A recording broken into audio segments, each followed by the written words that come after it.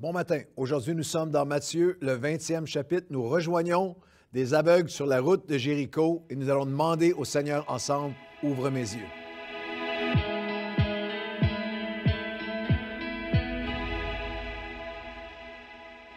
Bonjour à tous, bienvenue à votre café matinal. Aujourd'hui, nous sommes dans l'Évangile de Matthieu, le 20e chapitre. Si vous vous joignez à nous, c'est en train de devenir un mouvement.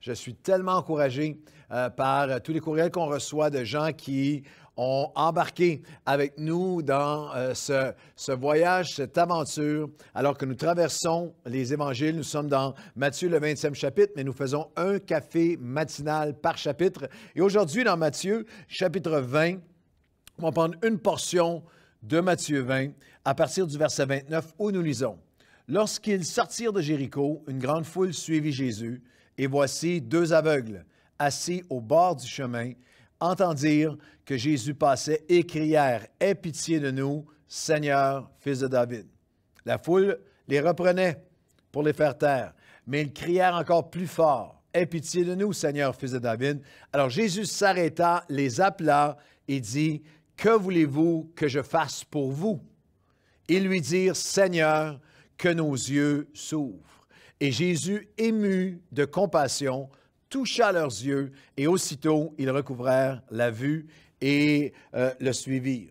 Alors, c'est un moment, une capsule, mais en fait, c'est une prière à travers toute la parole de Dieu. De l'Ancien, on va faire un survol dans quelques minutes, mais toute la parole de Dieu entière nous appelle à demander au Seigneur qu'il puisse nous donner sa vision, sa perspective. Il y a une guérison physique qui a pris place ici, mais nous avons besoin, dans chaque saison de nos vies, de cette guérison spirituelle, de cette perspective, de cette vision spirituelle.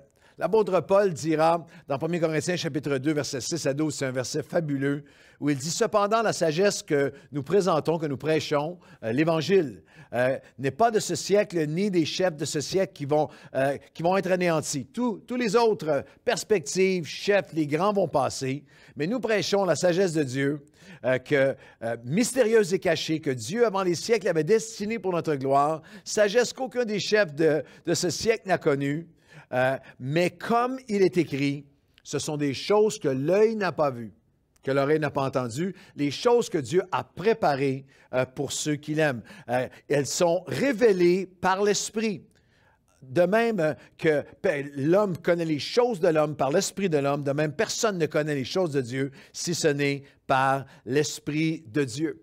Alors il y a cette pensée hallucinante que comme chrétiens, nous avons accès à une perspective, nous avons accès à voir à un royaume, à une vision que seulement l'Esprit de Dieu peut nous donner. Et c'est vraiment ces deux aveugles sur la route de Jéricho. Jésus leur a posé une question assez fabuleuse. « Que voulez-vous que je fasse pour vous? » Et il y a plein de choses qu'on demande à Jésus de faire pour nous. Mais il y a une peut-être qu'il est facile pour nous de négliger et qu'on doit s'arrêter aujourd'hui et dire « Seigneur, ce que je voudrais que tu fasses pour moi, ouvre mes yeux à nouveau. » Ouvre mes yeux spirituellement, ta perspective, ta vision de moi-même, des gens autour de moi, de ce qui se passe dans le monde autour de moi, de ce que tu veux faire en moi et à travers moi. Ouvre mes yeux à toi, à ta grandeur, à qui tu es, à ton caractère. Et c'est magnifique que lorsqu'ils ont fait cette prière, Jésus a simplement, splagizomé dans le grec, été ému de compassion et a touché leurs yeux. C'est un thème à travers toute la Bible. Ça commence même avec les bergers, les leaders. Dans Zacharie, chapitre 11, et au verset 17, nous lisons « Malheur », c'est un langage assez dur, « Malheur aux bergers de Néant ». Quel titre, quelle appellation. « Malheur aux bergers de Néant, parce que son œil a été desséché, son œil s'est éteint. » On parle de leadership spirituel, où il est possible d'être là en fonction et d'avoir perdu ton œil spirituellement. J'aimerais vous dire vous confesser que c'est une poursuite pour moi. C'est une poursuite de vie après plus de 40 ans de ministère. C'est une poursuite de vie de dire, Seigneur, redonne-moi tes yeux, ton œil pour l'Église, pour ton peuple, pour les gens autour de moi, pour les gens que tu m'as confiés, pour le développement des personnes que Dieu a mis sous ma garde pour leur épanouissement. Une vision, ouvre mes yeux à nouveau, aux armes, une vision. Il est possible de faire l'œuvre de Dieu comme berger avec un œil éteint. En cette pandémie, il y a plusieurs en ce moment qui ont besoin d'être renouvelés.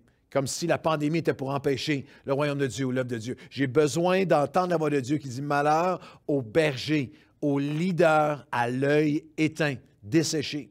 Cet appel-là, il part de l'Ancien Testament, là où il n'y a pas de Hazon, là où il n'y a pas de vision, le peuple périt. Et vous pouvez traverser chaque livre de la Bible. Vous arrivez au dernier livre de la Bible, au message de Jésus aux 7 églises, dans l'Apocalypse, chapitre 1 et 2, où il dira à l'Église des temps de la fin, l'Église de Laodicée, « Tu ne vois pas, tu es aveugle à ta pauvreté, parce que tu dis, je suis riche, je me suis enrichi.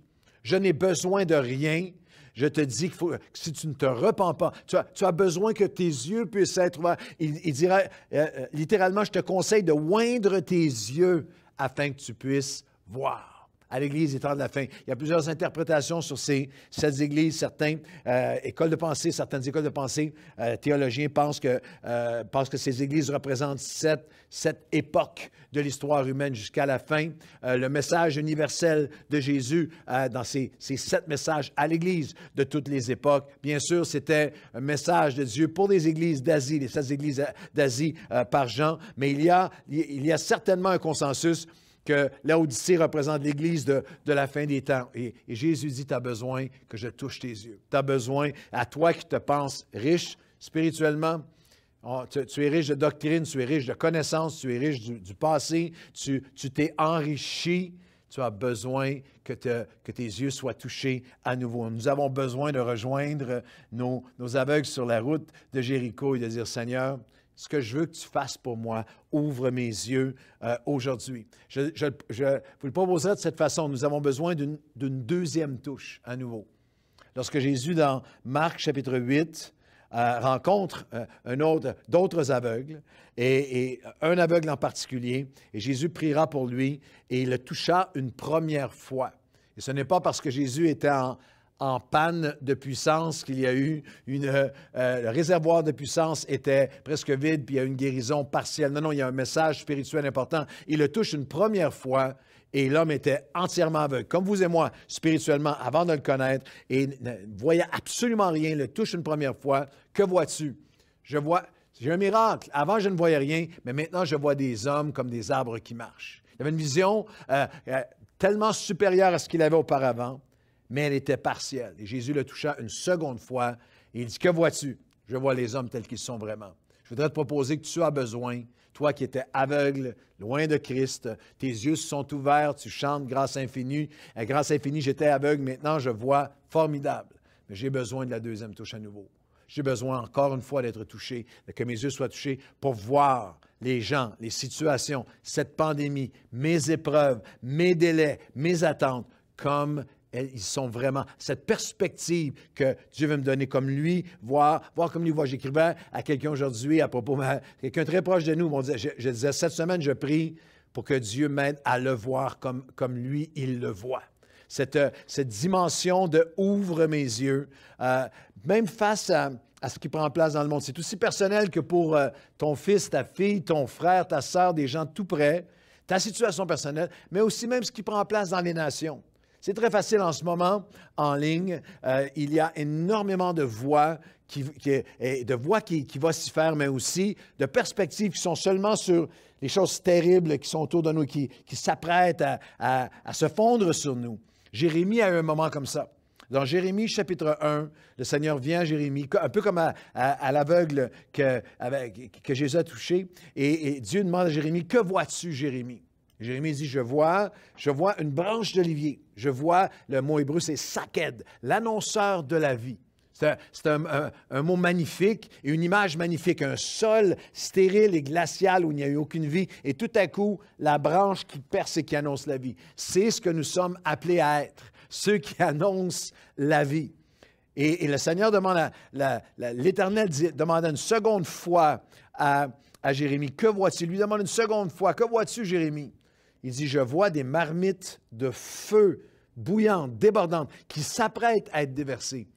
Et c'était réel. C'était ce qui s'apprêtait à venir contre sa nation et ses nations à ce moment-là.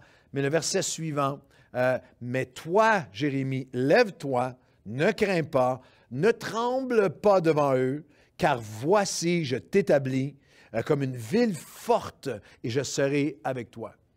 Il est possible pour nous, il est possible pour des prophètes, des voix prophétiques et comme serviteurs de Dieu et comme peuple de Dieu que de ne voir en ce moment que les marmites débordantes, que de ne voir que c'est terrible, c'est la fin des temps, les mouvements antichrist, tout ce qui prend place autour. Nous sommes encore appelés à voir aussi que nous sommes, notre appel, la promesse, à nous il dit aujourd'hui, ne crains pas, ne tremble pas, annonce, sois l'annonceur de la vie. Vois comme moi, je vois cette moisson des temps de la fin. Et peut-être le rendre encore plus personnel en terminant. J'aime tellement ce moment magnifique dans l'Évangile de Luc, chapitre 22, le verset 31, où Jésus est avec Pierre et il voit surnaturellement ce qui va prendre place, le tourbillon qui s'apprête à prendre place, où il dira à Pierre, Luc 22, 31, « Simon, Simon, Satan a désiré te faucher comme les blés, te cribler comme le froment.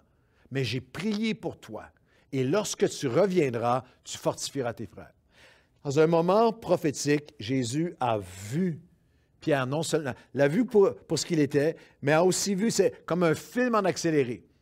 L'a vu le renier, l'a vu pleurer, a vu tout le désir, l'intention satanique de le faucher. Mais Jésus intercède pour lui et il le voyait déjà.